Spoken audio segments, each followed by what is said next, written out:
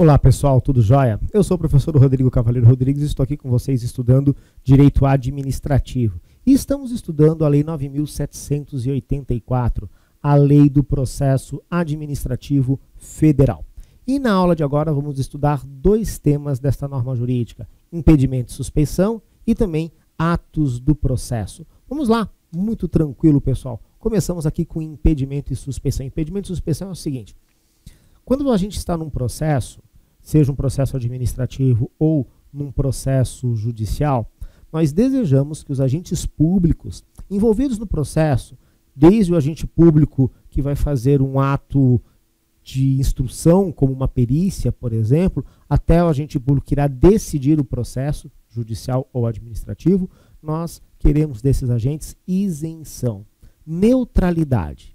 Nós sabemos que neutralidade pura é impossível, né? Como que um ser humano é neutro para as coisas que acontecem na sociedade? Claro que não. No entanto, pelo menos em relação às partes envolvidas no processo, nós desejamos alguma neutralidade. Assim, o juiz de direito, ele não pode ser amigo, ele não pode ser inimigo, ele não pode ter interesse na causa em que se envolve autor e réu. O problema é que aqui no processo administrativo, nós não temos um juiz de direito, né, um terceiro desinteressado em relação aos direitos de autor e réu. Temos a própria administração julgando um requerimento ou uma situação, né, um fato em que se envolveu um administrado. Não podem os agentes públicos que estão envolvidos no processo administrativo achar que a administração pública é uma pessoa privada, particular, envolvida num litígio onde os interesses particulares estão em jogo. Não. Os interesses aqui em jogo sempre são públicos. Então, toda e qualquer decisão dos agentes públicos tem que levar em conta a vontade da lei, o interesse público, e é nesse sentido que eles têm que ser neutros em relação ao particular que está naquele processo administrativo. Tá, ok? É bem tranquilo, é o que a gente deseja. Aí a norma jurídica vai falar um pouquinho de impedimento e suspeição, porque a atuação impessoal do agente público é o que nós desejamos. Agora, essa impessoalidade vai ficar prejudicada quando ocorrerem as hipóteses de impedimento e de suspeição, como vão aparecer aqui para vocês. E essas hipóteses aqui são: o impedimento envolve algo objetivo. Por isso que o impedimento, pessoal, é uma causa absoluta de parcialidade. A gente já vai ver aqui as situações de impedimento. Impedimento é direto, é causa absoluta de parcialidade mesmo. Basta a ocorrência da situação descrita na lei e a autoridade ou servidor envolvido no processo terá que ser afastado daquele processo. Obrigatoriamente, sob pena de falta grave, obrigatoriamente o agente público tem que comunicar o seu impedimento. Viu que é impedido? Imediatamente tem que comunicar isso. Tá ok? Por exemplo, aconteceu comigo uma vez, envolvido num processo, não como advogado, mas como parte do processo, caiu justamente na vara de um juiz que era meu colega de ofício, também dava aula na mesma faculdade que eu trabalhava. Ele imediatamente foi lá e declarou-se, não impedido, declarou-se suspeito, porque o suspeito é uma situação subjetiva. Então, por exemplo, a amizade, no caso daquele juiz, ele era amigo meu, era colega, né? Mas tínhamos uma boa relação de amizade, declarou-se suspeito. A suspeição, diferente do impedimento, envolve uma subjetividade, por isso que ela tem que ser sempre demonstrada na situação e demonstrar que tipo de prejuízo poderia causar à parte. Enquanto que o impedimento, apenas a situação descrita na lei ocorrendo, independentemente se causa ou não prejuízo, já gera o impedimento e a autoridade tem que ser afastada. Onde é que vamos encontrar o impedimento? Fácil, no artigo 18 da Lei 9.784, é impedido de atuar em processo administrativo o servidor ou autoridade que... O servidor ou autoridade que... Opa, aqui. Inciso 1. Tenha interesse direto ou indireto na matéria. Ou seja, a autoridade tem interesse no tipo de decisão que será dada naquele processo. É óbvio que essa pessoa está impedida. Nota como é objetivo isso. Tenha participado ou venha participar como perito, testemunha, representante, ou se tais situações ocorreram quanto ao cônjuge, companheiro ou parente e afins até terceiro grau. Então, a autoridade que já foi perito no processo não pode julgar o mesmo processo. Tá?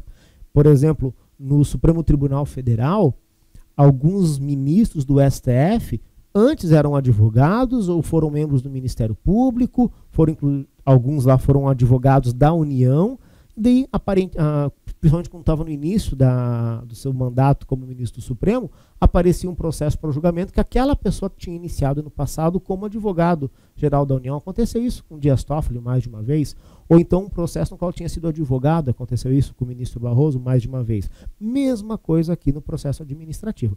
E também, se cônjuge, companheiro ou parente de terceiro grau esteve envolvido naquele processo na qualidade de perito, testemunha ou representante, tá ok? E também se você estiver litigando judicial ou administrativamente com interessado ou respectivo cônjuge ou companheiro.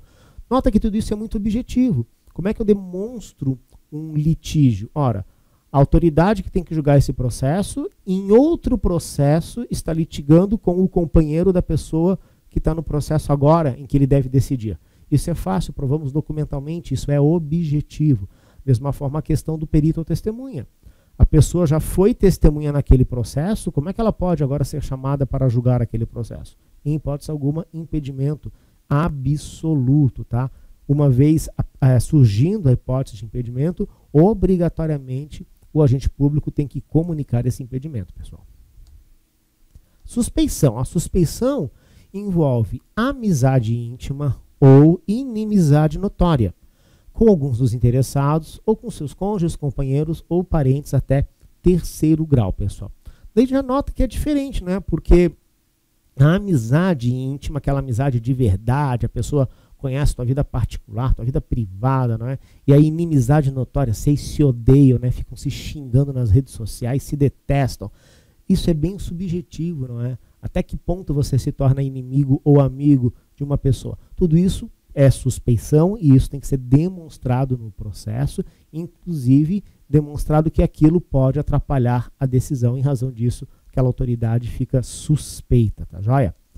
E daí, o indeferimento da alegação de suspeição poderá ser objeto de recurso, no entanto, é um recurso sem efeito suspensivo. E lembrando mais uma vez, os agentes públicos são obrigados a declarar quando são suspeitos ou impedidos sob pena de falta grave.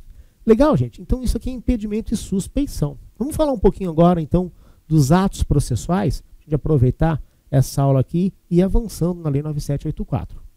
Então, já vimos a parte do início do processo, como é que ele vai, como é que se faz o requerimento, ou se ele começa de ofício. A autoridade, acabamos de ver, não pode ser nem suspeita nem impedida. Então, e esse início do processo a gente chama de postulação, tá ok?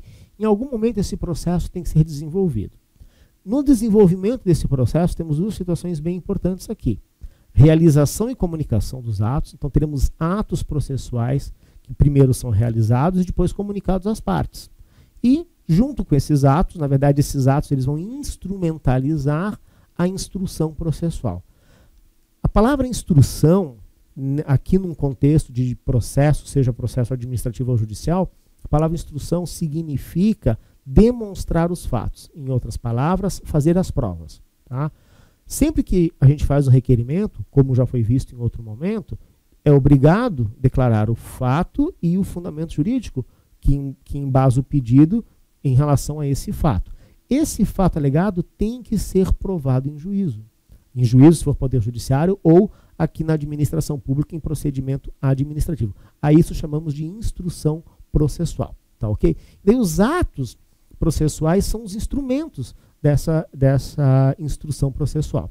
E daí depois temos a decisão, que será visto em outro momento, né, que é o ato administrativo final aqui desse procedimento. Vamos lá. As regras mínimas desses atos processuais. Primeiro, informalidade é regra.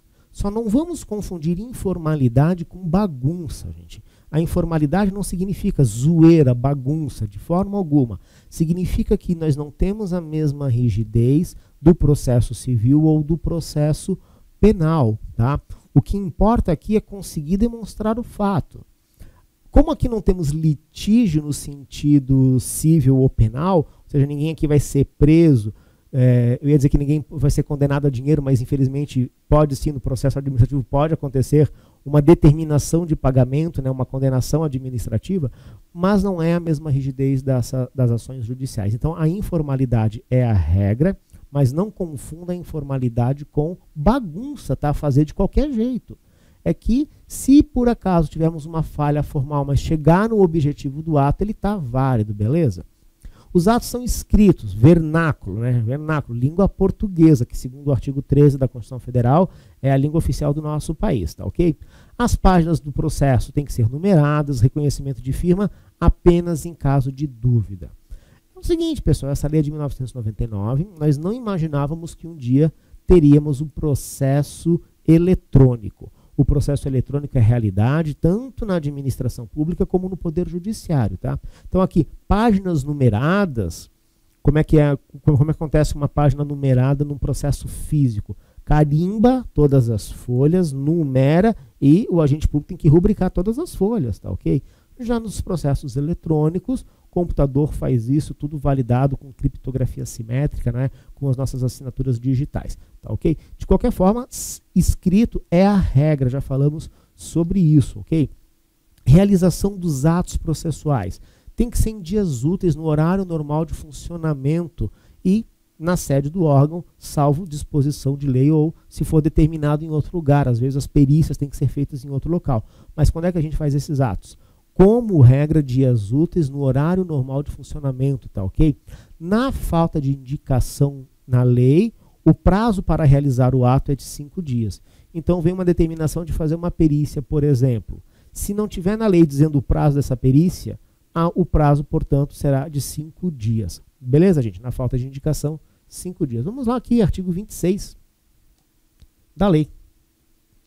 O órgão competente perante o qual tramita o processo administrativo determinará a intimação do interessado para a ciência de decisão ou efetivação de diligências.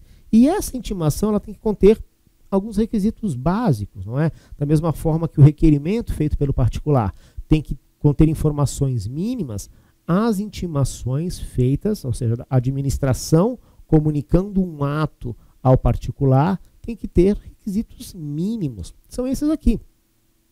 A identificação do intimado e o nome do órgão ou entidade administrativa. E a finalidade da intimação. Bem, lá no requerimento, quando o particular formula um requerimento, ele não tem que ter um nome completo dessa pessoa, do requerente? Não tem que ter também a indicação do domicílio, o endereço onde recebe as comunicações? Exatamente. Quando a administração vai fazer uma comunicação, vai mandar para aquele endereço que foi informado pelo próprio requerente, e daí está lá o nome completo, com os dados do requerente, para não errar a pessoa a quem se dirige aquela intimação. E daí, claro que a administração pública tem que informar qual é o órgão que está enviando aquela comunicação. E a finalidade da intimação? Estou te comunicando da decisão ou estou te intimando para participar de uma audiência? Ou estou te intimando para se manifestar a respeito do resultado da perícia? Para isso que serve a intimação, né? Essas são as finalidades possíveis. Bem, também tem que ter nessa intimação a data e data, hora e local em que deve comparecer, se for o caso. Se é para comparecer para uma audiência, por exemplo, ou participar de uma perícia, data, hora e local que deve comparecer, se for o caso. Se o intimado tem que comparecer pessoalmente ou se pode ser representado. Por exemplo, se tem que prestar depoimento, tem que se comparecer pessoalmente, ninguém pode prestar depoimento no lugar da pessoa. Tá? Agora, dependendo da situação, se é só para acompanhar a atividade do perito, pode ser um representante. Informação da continuidade do processo, independentemente do seu comparecimento, e indicação dos fatos e fundamentos legais pertinentes. Tudo isso deve conter a nossa intimação. Beleza, gente? E para finalizar aqui, essas intimações, que são então as comunicações desses atos processuais. Bem, o interessado, os particulares, portanto, os interessados naquele processo administrativo, devem ter ciência daquilo que vem informado na intimação, no mínimo 3 dias úteis antes de alguma conduta que deva ser realizada. Tá? Então, se eu vou ser chamado para uma audiência ou para uma perícia, a intimação tem que chegar com no mínimo 3 dias úteis de antecedência. Também, nos autos do processo, tem que ter, pela via postal, com AR, telegrama, etc. Tem que ter alguma prova que houve aquela intimação, que a intimação chegou no endereço comunicado. Por isso que via postal com AR é excelente. Tá? Para quem já está totalmente informatizado, saber que as intimações eletrônicas são válidas, tá ok? Daí se tiver, né, evidentemente, por exemplo, no caso dos advogados, né, a certificação digital pela OAB. Interessados indeterminados, publicação oficial. Quando nós temos, por exemplo, aquelas associações, quando eu vou comunicar que vou realizar uma audiência pública, onde interessados indeterminados podem aparecer, vou publicar no diário oficial aquela audiência pública. Comparecimento do administrado supre a falta ou irregularidade da intimação. Olha aqui as informalidades, não é? Errei o endereço. Então não chegou a intimação no endereço correto. Porém, a pessoa ficou sabendo da audiência e compareceu. Ficou sabendo do ato e compareceu. O comparecimento da pessoa supre a falta ou irregularidade daquela intimação. E o desatendimento da intimação, não importa reconhecimento nem renúncia. O fato de não atender uma intimação, ou seja, não ir na audiência, não participar da perícia, etc., não significa que estou reconhecendo algo contra a minha pessoa, reconhecendo um pedido contra a minha pessoa, muito menos que estou renunciando a alguma espécie de direito. Significa apenas que não quis participar daquele ato. Beleza? É isso aí então, pessoal. Aqui a parte de atos processuais e falamos também de impedimentos e suspeições. Muitíssimo obrigado pela atenção. Até o nosso próximo encontro. Tchau, tchau.